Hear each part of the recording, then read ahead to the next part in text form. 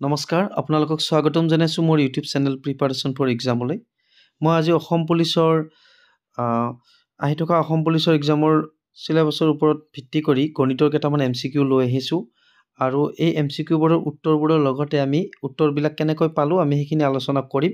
কি ফৰ্মুলাৰ ওপৰত বেছ কৰি আমি অংকটো কৰিলোঁ। আহক তেতিয়াহ'লে প্ৰথম প্ৰশ্নটোলৈ আগবাঢ়িছোঁ। ইয়াতে দিয়া আছে if the ratio' of two numbers is 3:5 and their sum is 64, what is the smaller number? মানে যদি দুটা সংখ্যাৰ অনুপাত 3:5 হয় আৰু সিহঁতৰ যোগফল 64 হয় তেন্তে সৰু সংখ্যাটো কি? তেন্তে সৰু সংখ্যাটো কি সুধিছে আমাক। আপোনালোকে চাব ইয়াতে আমাক অংকটোত দিয়া আছে 3:5 দিয়া আছে। গতিকে অনুপাতহে 3:5, সংখ্যা দুটা কিন্তু 3 আৰু 5 নহয়। মনত ৰাখিব আপোনালোকে, অনুপাতটো বেলেগ বস্তু আৰু সংখ্যাকেইটা বেলেগ, কিন্তু ইহঁতৰ যোগফল আমাক 64 দিয়া আছে আৰু ইয়াৰ সঠিক উত্তৰটো হ'ব 24। মই আপোনালোকক এনচাৰটো জনাই থলোঁ। এতিয়া আমি 24 কেনেকৈ পাম আমি উলিয়াম। সংখ্যা দুটা যোগফল 64, কিন্তু আমাক সৰু সংখ্যাটো কি হ'ব সেইটো উলিয়াব দিছে। গতিকে আহক আমি অংকটো কৰি চাম। এতিয়া চাব আপোনালোকে, আমি সংখ্যা দুটা ধৰি লৈছোঁ, যিহেতু নাজানো অনুপাতহে দিয়া আছে, সেই অনুপাতৰ ওপৰত ভিত্তি কৰি ধৰি লৈছোঁ আমি। ধৰা হ'ল সংখ্যা দুটা 3x আৰু 5x। গতিকে 3x আৰু 5x আমি ধৰি লৈছোঁ, কাৰণ আমাক আৰম্ভণিতে দিয়া আছিল সংখ্যা দুটাৰ অনুপাত 3:5। গতিকে এই 3ৰ পৰা আমি এই 3x আৰু এই 5ৰ পৰা আমি 5x। গতিকে আমি যিহেতু নাজানো, গতিকে আমি ডাইৰেক্ট 3 আৰু 5 বুলি ধৰিব নোৱাৰোঁ। গতিকে x এটা পূৰণ কৰিব লাগিব, সেইকাৰণে 3x আৰু 5x আমি ধৰি লৈছোঁ। এতিয়া চৰ্তমতে কি হ'ব আমাক? চৰ্তমতে হ'ব কি, সৰু সংখ্যাটো আৰু ডাঙৰ সংখ্যা যিয়ে নহওক দুটা যোগফল হ'ব লাগিব কিমান? 64। গতিকে আমি সংখ্যা দুটা কি ধৰিলোঁ? 3x আৰু এইটো কি ধৰিলোঁ? 5x। এই দুটা আমি যোগ কৰি কিমান পাব লাগিব? এইফালে 64 পাব লাগিব, আমাক দিয়া আছে তাতে। গতিকে 5, 3 টোটেল হ'ব আমাৰ 8 আৰু এইফালে আমাৰ x 8x, এইফালে থাকিলে আমাৰ 64। গতিকে আমি এতিয়া xৰ মানটো উলিয়াম। xটোক আমি অকলশৰীয়া কৰি এইফালে ৰাখিলোঁ, সেইফালে অলৰেডি আমাৰ আছে 64। আমি এই 8টো আমি এইফালে লৈ যাম সমান চিনৰ সেইফালে। গতিকে 8টো নিয়াৰ লগে লগে আমাৰ 8টো হ'ব 64ৰ তলত হ'ব, কাৰণ মনত ৰাখিব আপোনালোকে 8টো এইফালে থাকোঁতে xৰ লগত পূৰণ আছিলে, সমান চিনৰ সেইফালে নিলে 64ৰ তলত আমি কিয় পাতিলোঁ? কাৰণ হৰণ। আৰু যদি আপোনালোকে তলত নাপাতে তেন্তে আপোনালোকে এনেকৈ 64 হৰণ 8 বুলি লিখিব লাগিব, মনত ৰাখিব। গতিকে এইটো আমাৰ কিমান হ'ব? 8 64ক 8 বাৰ যাব, 8 8 গুণ 64। গতিকে আমি xৰ মান পালোঁ কিমান? 8। এতিয়া আমি যিহেতু xৰ মান 8 পালোঁ, গতিকে আমাৰ সংখ্যাকেইটা কি হ'ব? আমি ধৰি লৈছিলোঁ 3x ধৰি লৈছিলোঁ। এতেকে আমি সংখ্যা দুটা 3x হ'লে এটা 5x এটা 3x, গতিকে 3x মানে হ'ল 3 পূৰণ x। গতিকে আমি 3 আৰু xৰ ঠাইত আমি কি পাতিম? আমি 8 পাতিম। গতিকে 8 3 8 গুণ 24 আৰু এটা কি হ'ব? 5x। গতিকে 5x মানে হ'ল 5 পূৰণ এই xৰ মানটো আমি পাতিম 8। গতিকে 5 8 40। গতিকে সংখ্যা দুটা হ'ব আমাৰ 24 আৰু 40। আপোনালোকে চাব এই দুটা যোগ কৰিলে আমি কিন্তু আকৌ 64 পাম।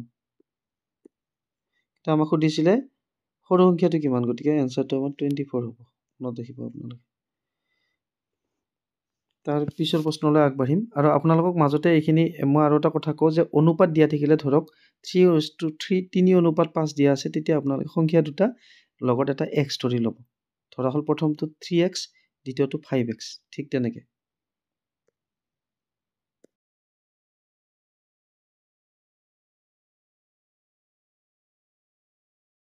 এইবাৰ 2 নম্বৰ প্ৰশ্ন। If 40 is divided between a and b in the ratio 7:3, how much does a get? মানে যদি 40ক a আৰু bৰ মাজত 7:3 অনুপাতত ভাগ কৰা হয় তেন্তে a কিমান পাব মানে a ৰ ভাগত কিমান থাকিব ধৰক আমি কিবা এটা বস্তু যদি আমি সমান সমান ভাগ কৰো তেতিয়াহ'লে দুয়োটাই মানে কি 50-50 কৰা বুলি কয় যে দুয়োটাই সমান পাব কিন্তু ইয়াতে ইহঁতৰ অনুপাতটো অকমান বেলেগ 7:3 অনুপাতকেইটা সমান নহয় এফালে ডাঙৰ আছে গতিকে a অকমান বেছিকে পাব a কিমান পাব সেইটো সুধিছে একুৰেটটো 40ৰ ভিতৰত আৰু ইয়াৰ সঠিক উত্তৰটো হ'ব আমাৰ কিমান হ'ব ইয়াৰ সঠিক উত্তৰ হ'ব আমাৰ C 28 আৰু আমি 28 কেনেকৈ পাম আমি এতিয়া চাম গতিকে আপোনালোকে মনত ৰাখিব ইয়াতে 40 অনুপাতত ভাগ কৰিব দিছে আমি ধৰক মাজেদি আমি এইটো ভাগ কৰি দিলো 40 এইফালে 7 থাকিল এইফালে 3 থাকিল কিন্তু মনত ৰাখিব আমি 7 আৰু 3 টো অনুপাতহে 7 3 যোগ কৰিলে আমি 10 হে পাম 40 নাপাম গতিকে এইটো সংখ্যা নহয় মানে একুৰেট পোৱাটো নহয় অনুপাতহে পাব এইটো গতিকে আমি একুৰেটটো উলিয়াব দিছে কিমান পাব এইতে 40 টকা বুলি ধৰি লওক আপোনালোকে 40 টকা ভাগ কৰিলে 7 অনুপাতত কিমান টকা ভাগ পাব a আহক আমি অংকটো এতিয়া কৰি চাম এনসাৰটো কিন্তু 28 হ'ব এতিয়া চাব আপোনালোকে আমি ধৰি লৈছো ধৰা হল a পাই 7x আৰু b পাই 3x আমি x টো কিয় ধৰিলো এইটো আগৰ অংকটোৰ দৰে কাৰণ a অনুপাত হিচাপতে 7 পায় আৰু b অনুপাত হিচাপত 3 পায় এইটো একুৰেট নহয় এটা অনুপাত গতিকে আমি তাৰ লগত x ধৰি ল'ব লাগিব আমি এইটো একুৰেট পাই বুলি ধৰি লৈছো a একুৰেট 7x পায় আৰু b একুৰেট 3x পায় গতিকে আমাক a যদি 7x পায় গতিকে 7x b যদি পায় 3x গতিকে প্লাস 3x a পালে 7x b পালে 3x দুটা যোগ কৰিলে কিন্তু আমি কি পাম 40 পাম কাৰণ 40 টকাটোহে তেখেতসকলৰ মাজত ভাগ হৈছিল গতিকে একুৰেটটো উলাব দিছে আমাক গতিকে আমি x ৰ মানটো উলিয়ালে আমি একুৰেটটো পাই যাম গতিকে 7 আৰু 3 যোগ কৰিলে আমাৰ 10 হ'ব গতিকে আমাৰ লেফট হ্যান্ড সাইডত বাওফালে হ'ব সমান চিহ্নত 10x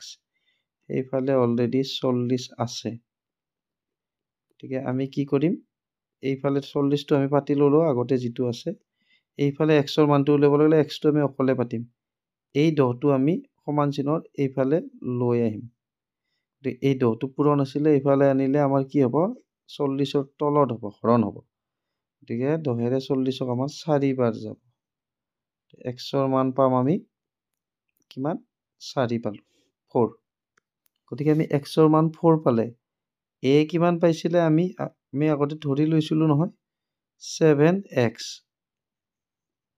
আৰু b পাইছিলে কিমান 3x গতিকে 7x হলে 7 পূৰণ এই x ৰ মানটো কি পাতিম আমি এই 4 টো পাতিম 7 4 গুণ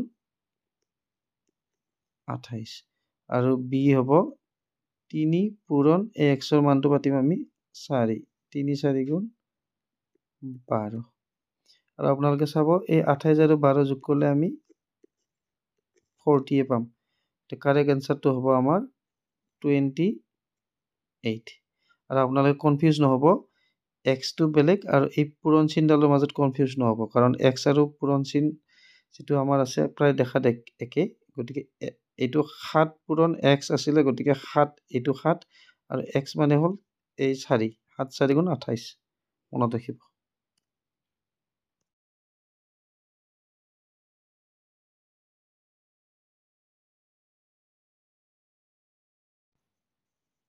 এইবাৰ question number 3 if 15 pencils cost rupees 45 what will be the cost of 40 pencils মানে যদি 15 ডাল পেন্সিলৰ মূল্য 45 টকা হয় তেন্তে 40 ডাল পেন্সিলৰ মূল্য কিমান হ'ব আৰু ইয়াৰ সঠিক উত্তৰটো হ'ব অপচন বি 120 গতিকে আমি 120 আমি কেনেকৈ পালো এতিয়া আমি চাম এতিয়া আমি যেহেতু এডাল পেন্সিলৰ আমি সঠিক দাম নাজানো গতিকে আমি ধৰি লৈছো ধৰা হল এডাল পেন্সিলৰ দাম আমি x টকা ধৰিছো ঠিক আছে এতেকে 15 ডাল পেন্সিলৰ দাম কিমান হ'ব আমি এডালত যদি x টকা ধৰিছো 15 ডালৰ দাম হ'ব আমাৰ কি 15 পূৰণ এডাল এডালৰ দামেৰে 15 ডালক পূৰণ কৰিলে আমি 15 ডালৰ টোটেল দামটো পাই যাম। গতিকে আমাৰ টোটেল হ'ব আমাৰ কিমান হ'ব 15 পূৰণ x মানে কিমান 15x আমি পালো 15 ডালৰ টোটেল দাম পালো আমি 15x।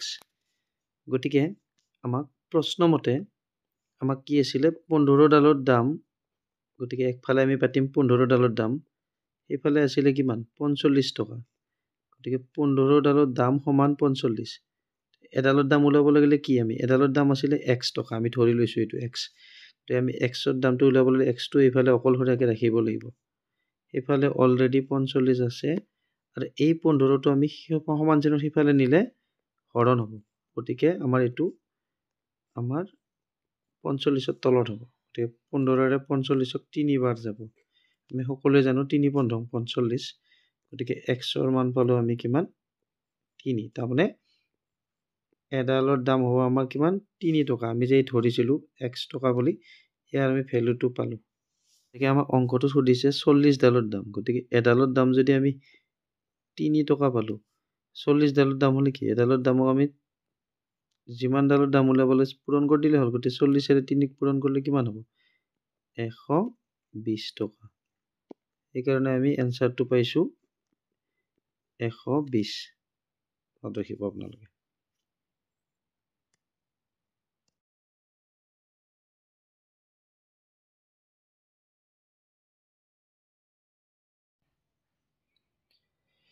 এইবাৰ কুৱেশ্যন নম্বৰ 4, হাউ মেনি নেচুৰেল নাম্বাৰছ লাই বিটুইন 11 স্কুৱেৰ এণ্ড 12 স্কুৱেৰ। মানে 11ৰ বৰ্গ আৰু 12ৰ বৰ্গৰ ভিতৰত কিমানটা আমাৰ স্বাভাৱিক সংখ্যা আছে সেইটো সুধিছে। 11 স্কুৱেৰ এণ্ড 12 স্কুৱেৰ। আৰু ইয়াৰ সঠিক উত্তৰটো হ'ব অপশ্যন চি। অপশ্যন চিটো হ'ব আমাৰ 22। গতিকে আমাক 11 স্কুৱেৰ আৰু 12 স্কুৱেৰৰ মাজত কিমানটা আছে আমাক এইটো সুধিছে। এইটো কুৱেশ্যন মাৰ্ক দিছো মই, এইটো সুধিছে আমাক কিমানটা স্বাভাৱিক সংখ্যা আছে। আহক তেতিয়াহ'লে আমি অংকটো কৰি চাওঁ। এইটো অংক আমি 3 ধৰণেৰে কৰিব পাৰিম। গতিকে প্ৰথমটো চাব আপোনালোকে। প্ৰথমটোত আমি ইয়াতে 11 স্কুৱেৰৰ আমি মানটো উলিয়াই ল'ম 11 11 121। ঠিক আছে। আৰু তাৰপিছত দ্বিতীয়তে 12 স্কুৱেৰৰ মানটো উলিয়াই ল'ম 12 12 144। এতিয়া ইহঁতৰ মাজত সুধিছে, গতিকে মাজত হ'লে আমি 144ৰ পৰা 121 আমি বিয়োগ দিব লাগিব। বিয়োগ দিলে কিমান হ'ব 4 1 গ'লে 3 আৰু 14ৰ 12 গ'লে 2। কিন্তু এইটো আমাৰ এনসাৰ নহয়। ইয়াতে আমি আকৌ পুনৰ 1 এটা বিয়োগ দিব লাগিব, এইটো মনত ৰাখিব। 1 বিয়োগ দিলে আমাৰ হ'ব 22। ঠিক আছে, এইটো হ'ব। তাৰপিছত আকৌ আমি যদি ভাবো অকমান বেলেগ ধৰণেৰে কৰিম, তেতিয়াহ'লে আমি কি কৰিব লাগিব এই 144টোৰ পৰা আমি 144 নাৰাখি 1 বিয়োগ যদি আপোনালোকে পিছত নকৰে আগতে 1 এটা বিয়োগ দি ল'ব। 144ৰ পৰা 1 বিয়োগ দিলে আপোনালোকে কি হ'ব 143। তেতিয়াহ'লে এই 143ৰ পৰা আপোনালোকে 121 এইটো বিয়োগ কৰিলে ডাইৰেক্ট পাই যাব 22। গতিকে আমাৰ এনসাৰ হ'ব 22 এই দুটা। ঠিক আছে। এতিয়া আমি এটা বিকল্প পদ্ধতি চাম। ইয়াৰ পিছত এটা ফৰ্মুলা আছে, ডাইৰেক্ট ফৰ্মুলা, সেইটো আপোনালোকে কৰিব পাৰিব। যদি n স্কুৱেৰ আৰু n+1 স্কুৱেৰৰ মাজত আমাক স্বাভাৱিক সংখ্যা উলিয়াব দিয়ে, তেতিয়াহ'লে সূত্ৰটো হ'ব আমাৰ টুৱাইচ n। এইটো মনত ৰাখিব আপোনালোকে, টুৱাইচ n। n স্কুৱেৰ মানে আমাৰ কি হ'ব n স্কুৱেৰ মানে হ'ব আমাৰ 11 স্কুৱেৰ। আকৌ n+1 মানে কি হ'ব 11+1 মানে হ'ব আমাৰ 12 স্কুৱেৰ। গতিকে n+1 মানে হ'ব আমাৰ 12 স্কুৱেৰ। গতিকে তাৰমানে আমি কি পালো nৰ মান কি পালো আমি n মানে পালো আমি 11। গতিকে আমাৰ সূত্ৰ মতে টুৱাইচ n হ'ব। গতিকে টুৱাইচ n মানে 2 পূৰণ n। 2 পূৰণ nৰ মান কিমান পালো 11। 11টো আমি ইয়াতে পাতি দিম 2 11 22। এনসাৰ হ'ব 22। শেষত মই সম্পূৰ্ণ স্ক্ৰীনশ্বটটো শ্বেয়াৰ কৰিছোঁ। অংকৰ মানে মই ষ্টেপ বাই ষ্টেপ দেখাইছিলোঁ, আপোনালোকে এইটো চাই ল'ব, স্ক্ৰীনশ্বট লৈ ল'ব পাৰে। আৰু আজিলৈ এইকেইটা অংকই মই লৈ আহিছিলোঁ, আৰু যিহেতু মই ডিটেইলছত বনাইছোঁ সেইকাৰণে বেছি প্ৰশ্ন ইনক্লুড কৰিব নোৱাৰিলোঁ। আপোনালোকৰ সঁহাৰি পালে নিশ্চয় মই এটা দীঘলীয়া ভিডিঅ' বনাম ইয়াৰ পিছত আৰু কণ্টিনিউ কৰি যাম। যিসকল মোৰ চেনেলটোত নতুন, যদি আপোনালোকে ভাল পাইছে ছাবস্ক্ৰাইব কৰি দিব, আৰু অজানিতে হৈ যোৱা ভুলৰ বাবে মই ক্ষমা বিচাৰিছোঁ। কিবা দিহা পৰামৰ্শ দিব থাকিলে নিশ্চয় দিব। ভিডিঅ'টো শেষলৈকে চোৱাৰ বাবে সকলোলৈকে ধন্যবাদ।